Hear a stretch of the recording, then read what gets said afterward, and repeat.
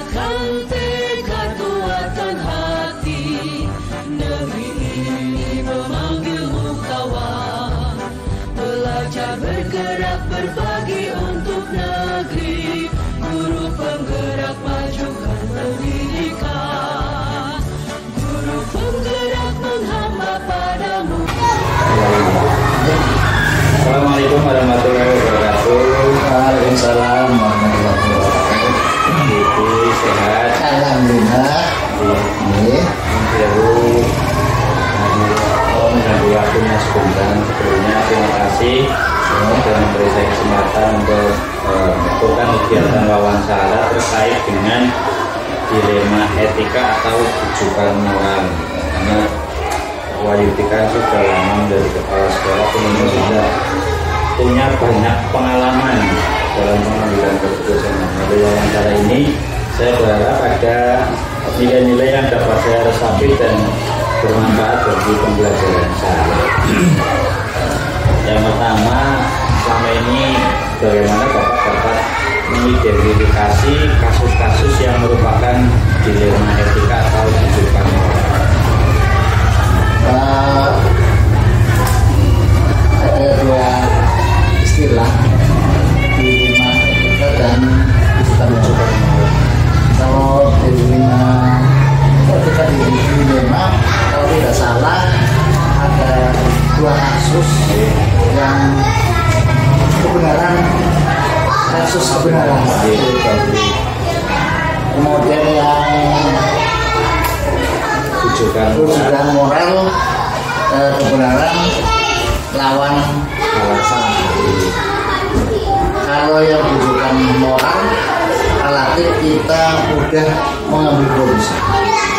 Tetapi kalau dilema etika itu kita harus mencermati betul-betul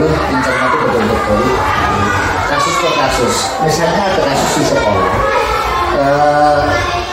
Kebiasaan kami itu mengadakan konferensi kasus.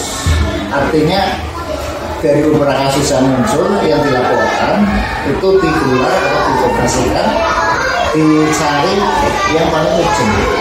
Apakah ada kasus yang harus segera dilaksanakan atau bisa ditunda ke lain waktu. Kemudian di situ yang terlibat siapa saja, baik dari pelaku kasus itu maupun yang menangani. Sekolah sudah membentuk tim untuk penanganan kasus seperti itu. Misalnya ada tim itu juga ada tim yang khusus menangani kekerasan, yang kita sebut Kemudian setelah itu kita juga mengambil keputusan berdasarkan dari keputusan bersama juga pada diletakkan atau diletakkan kepada regulasi. Kemudian tadi setelah itu kan ada yang masalah, kemudian mengumpulkan fakta-fakta, kemudian mencari solusinya. Solusinya biasanya juga tidak dimunculkan dari hanya kepala sekolah. Dari tim itu nanti mengambil atau mencari solusi bagaimana menyelesaikan kasus yang kita. Selama ini bagaimana Bapak menjalankan pengambilan keputusan di sekolah, terutama untuk kasus-kasus di mana ada kepentingan yang sama-sama benar atau sama-sama mengandung menjadi bagian yaitu dilema etika tadi? Yang pertama, ketika kita menghadapi kasus seperti itu, yang pertama menentukan siapa yang terlibat dalam peristiwa itu, dalam suatu ini. Tadi saya sampaikan yang terlibat siapa pelakunya. Ya, pelakunya bisa siswa dengan siswa dengan guru juga bisa, siswa dengan orang tua juga bisa. Antara yang budaya, kemudian antara adik kelas juga bisa. Itu kita menentukan siapa yang terlibat di situ. Kemudian di samping pelakunya yang menangani siapa? Apakah nanti bisa ditangani cukup oleh guru kelasnya atau memang terlibat harus melibatkan tim. Itu yang pertama. Kemudian yang kedua, kita mengumpulkan fakta-fakta yang relevan. Iya, fakta yang relevan dengan kejadian itu, situasi itu. Kemudian yang ketiga, kita menentukan jadwal penyelesaian. Seperti tadi saya katakan, waktunya, jadwalnya bisa segera apabila memang itu kasusnya tidak begitu rumit, tidak begitu dan urgent itu kita segera selesaikan. Tapi kalau misalnya ada kasus yang rumit harus membutuhkan koordinasi, mungkin bisa dijadwalkan waktu tertentu. Kemudian yang seterusnya setelah membuat jadwal dan seterusnya itu kita membuat keputusan. Kita membuat keputusan untuk penyelesaian masalah itu, dan yang terakhir adalah kita mereaksi biar kejadian atau kasus seperti itu tidak terulang di masa yang akan. Jadi kita masuk langkah-langkah prosedurnya ya Pak. Iya. Nah terus nih, hal-hal apa saja yang selama ini Bapak anggap efektif dalam pengambilan keputusan pada kasus-kasus dilema etika? Iya.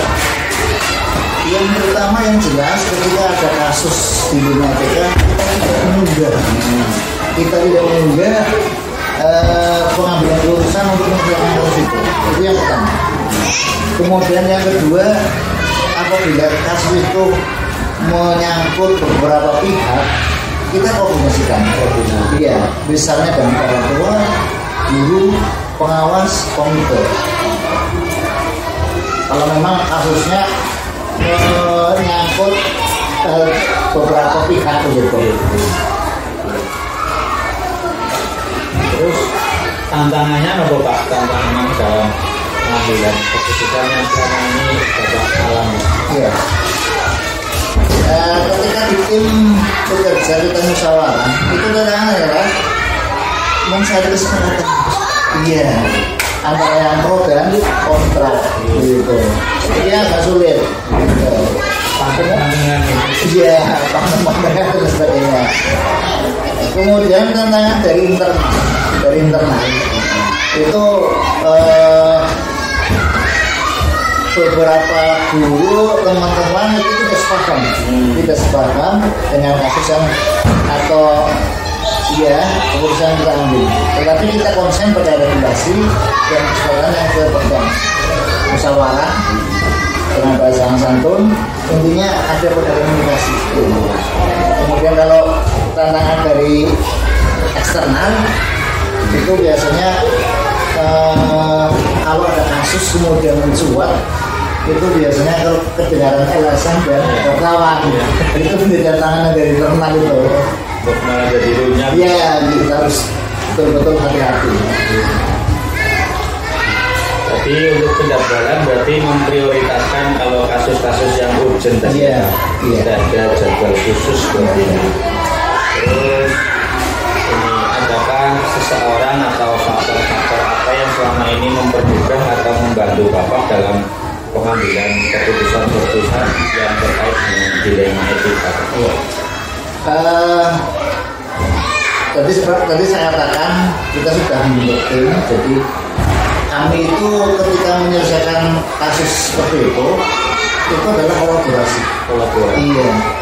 Antara tadi misalnya kasus itu melibatkan berbagai pihak, ya kita menyelesaikannya secara kolaborasi, misalnya antara guru, kepala sekolah, orang tua, komite, dinas pendidikan dan lain sebagainya. Terakhir, dari semua hal yang tadi Bapak sampaikan, ini kira-kira pembelajaran apa yang dapat Bapak petik dari pengalaman Bapak dalam pengambilan keputusan di etika? Iya, tentu walaupun sudah agak lama lah ya, sudah tahun masih tahun saya menjadi kepala sekolah, ya tetap seperti itu menjadi pengalaman baik bagi saya. Jadi pembelajaran ketika menghadapi kasus jadi bisa menjadi referensi. Kemudian komunikasi yang penting. Komunikasi dengan banyak pihak. Ternyata kita tahu kalau kita dari dulu dan dari kolaborasi itu muncul, ternyata setelah kita berkolaborasi bekerja sama muncul ide-ide yang baik. Kita Matur nuwun Pak Wandi atas waktu dan pengalamannya, mudah-mudahan bermanfaat bagi saya sebagai pembelajaran saya ke depannya, sehingga saya bisa menyerap ilmunya dan bisa lebih baik. ya matur nuwun, semoga juga Pak Firman yang sekarang lagi menjalani pendidikan bagaimana memberikan saran dan nanti ketika ada ujiannya ada di akhir program bisa menyatakan terus karena tentunya bermanfaat bagi diri sendiri juga bagi siswa. Assalamualaikum warahmatullahi wabarakatuh. Waalaikumsalam warahmatullahi wabarakatuh.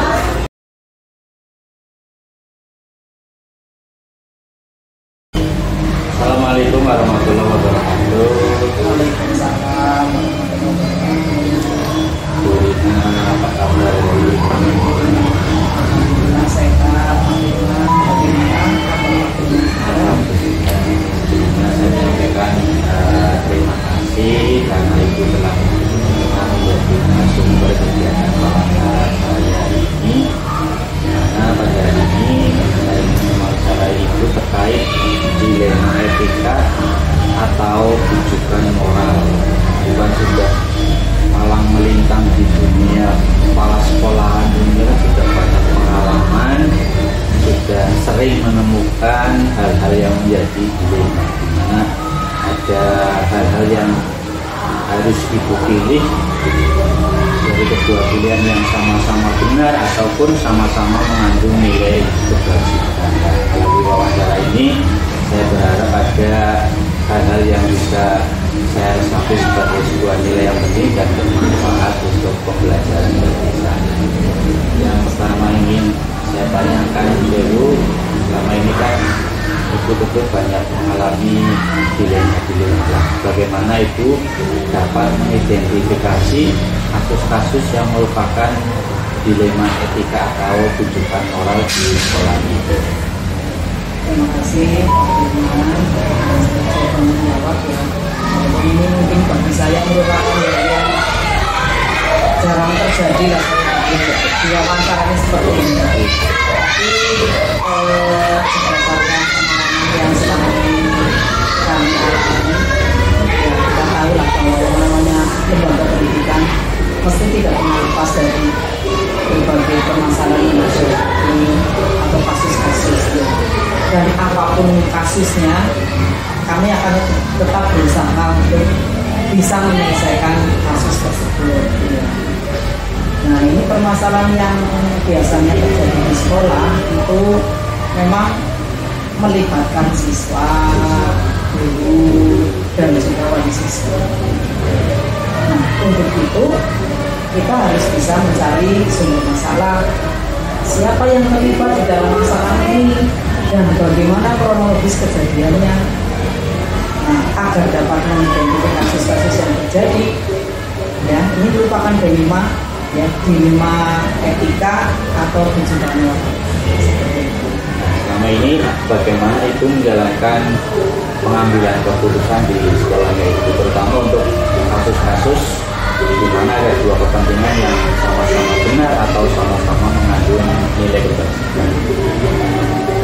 Yang selama ini saya lakukan ya, paling tidak ya pertama kita menghadirkan kedua belah pihak untuk menanyakan permasalahan apa yang terjadi, dan hal yang terpenting dalam menyelesaikan masalah itu memanusiakan manusia itu sendiri. Jangan asal kita mengambil keputusan atau menyalahkan seseorang yang sebenarnya belum tentu salah. Nah, sebagai yang dituakan di sekolah, saya pribadi, saya akan berusaha untuk menuntun ya segenap warga sekolah agar bisa menjadi pendengar yang baik, jadi mendengarkan penuturan dari pihak yang bermasalah tersebut. Penyelesaian masalah berbasis mediasi itu akan senantiasa dilakukan dalam setiap negosiasi. Berarti ada mediasi terlebih dahulu. Ya, paling tidak begitu. Nah, selain mediasi, langkah-langkah atau prosedur apa saja yang biasanya Ibu lakukan dalam penyelesaian masalah itu?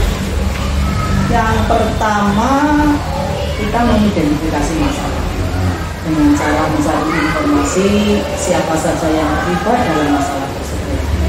Setelah itu, kita mencari sumber informasi yang dapat dipercaya mengenai akar permasalahan. Kemudian, setelah akar permasalahan kita bisa temukan, kita akan menghadirkan pihak-pihak yang bermasalah dan kita melakukan mediasi. Untuk melakukan mediasi,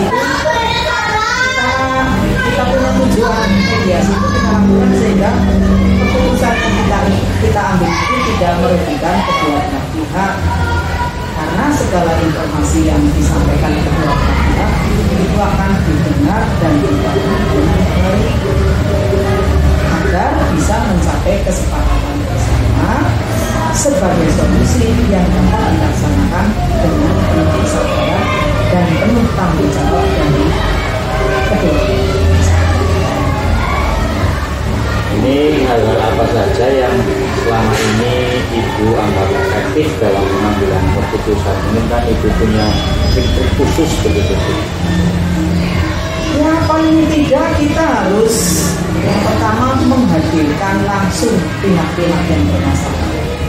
Kita kan nanti tahu. Nah, setelah dibuka, kemudian kita melakukan mediasi ya, agar informasi yang diperoleh itu benar-benar akurat, tidak hanya tulak jere atau jere kok lah seperti itu. Kemudian menjaga berbagai informasi penting tersebut agar tidak menjadi konsumsi publik. Kalau kita permasalahan itu menjadi konsumsi publik, biasanya akan berbuntut panjang, manggra-manggra, warah nurung masalahnya seperti itu. Nah, bila kedua belah pihak yang bermasalah telah berbicara, kemudian kami akan menjadi mediator agar solusi itu dapat dijalankan untuk mengatasi masalah. Seperti itu. Tantangannya apa Bu dalam pengambilan keputusan? Tentunya semua permasalahan kan dapat diselesaikan sepenuhnya ya. Dalam sekali waktu tidak bisa diselesaikan langsung rampung. Itu harus menggunakan upaya yang tidak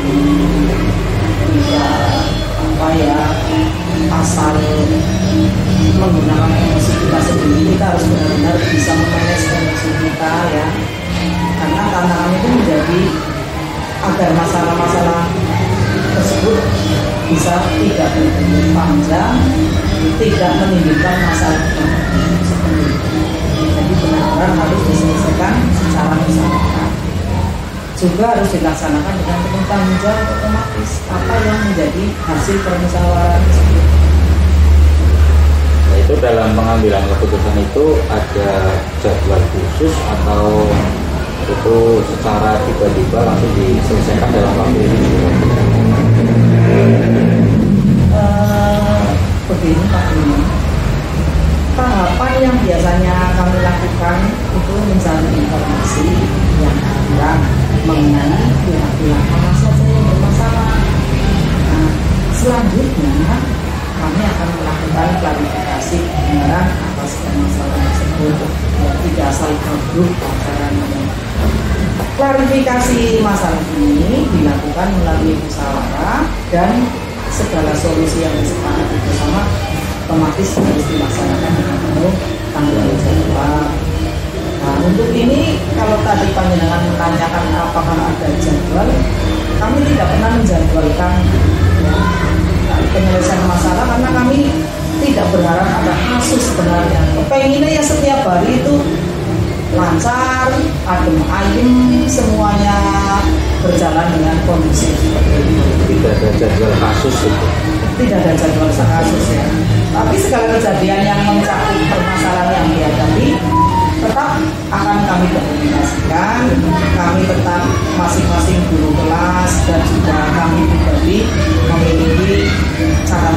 dituangkan dalam buku kejadian kasus. Dalam pengambilan keputusan ini ada nggak tuh seorang atau faktor-faktor apa yang selama ini membangunkan atau membantu ibu dalam pengambilan keputusan? Ya, ini tentu saja ada beberapa pihak yang kami butuhkan untuk mempermudah kami dalam mengambil keputusan. Itu otomatis berarti orang-orang itu ya orang-orang yang mengetahui persis kejadian tersebut. Ini jelas informasinya sangat kami butuhkan, jadi sekali lagi tidak pulang jere atau idean jere-jere saja atau seperti itu. Ada informasi yang diperoleh, kan kami nanti berusaha untuk mengidentifikasikan masalah. Ini terakhir dulu, ini dari semua hal yang ibu sampaikan, ini pembelajaran apa yang dapat ibu petik dari pengalaman ibu selama ini dalam pengambilan keputusan dilema etika? Yang jelas pengalaman-pengalaman yang sudah ada, yang sudah teralami ya, yang sudah ada itu akan menjadikan kami harus ekstra berhati-hati, tidak gegabah dalam mengambil keputusan, ya benar-benar harus kita cermati segala kejadian yang ada. Semua keputusan harus berdasarkan pada fakta yang ada. Ya. Nah, akar permasalahan harus ditemukan terlebih dahulu sebagai awal untuk menyelesaikan masalah. Karena setiap masalah yang ada itu harus diselesaikan dan melibatkan pihak-pihak yang ada, pihak-pihak yang terlibat dalam masalah tersebut. Dan pada prinsipnya kami juga harus mentinggi prinsip kepedulian sehingga penyelesaian masalah dapat disepakati oleh pihak. Ibu Rina matur nuwun atas waktunya, atas berbagi pengalamannya, mudah-mudahan bermanfaat bagi saya yang saat ini sedang mengikuti program ini. Terima kasih semoga pada nantinya semoga benar-benar bisa mengambil keputusan sesuai dengan aturan yang ada. Semoga sukses ya Pak. Lancarkan segala urusannya. Assalamualaikum warahmatullahi wabarakatuh. Waalaikumsalam Kreatif rancang pembelajaran, hargai potensi, tingkatkan prestasi, lahirkan profil pelajar Pancasila. Belajar, bergerak, berbagi untuk negeri, kita menjalin kolaborasi. Belajar, bergerak, berbagi untuk negeri, demi bakti pada Ibu Pertiwi.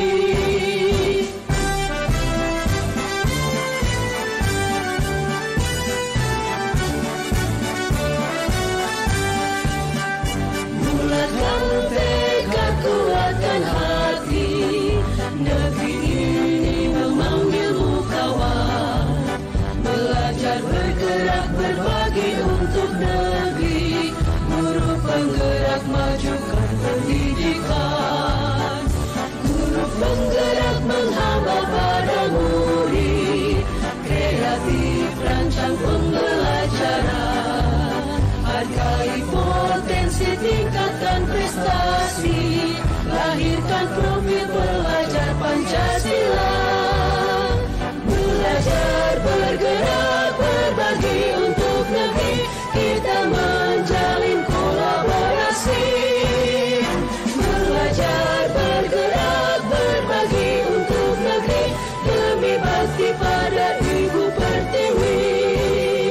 Belajar, bergerak, berbagi untuk negeri, kita menjalin kolaborasi. Belajar, bergerak, berbagi untuk negeri, demi bakti pada Ibu Pertiwi. Demi bakti pada Ibu Pertiwi.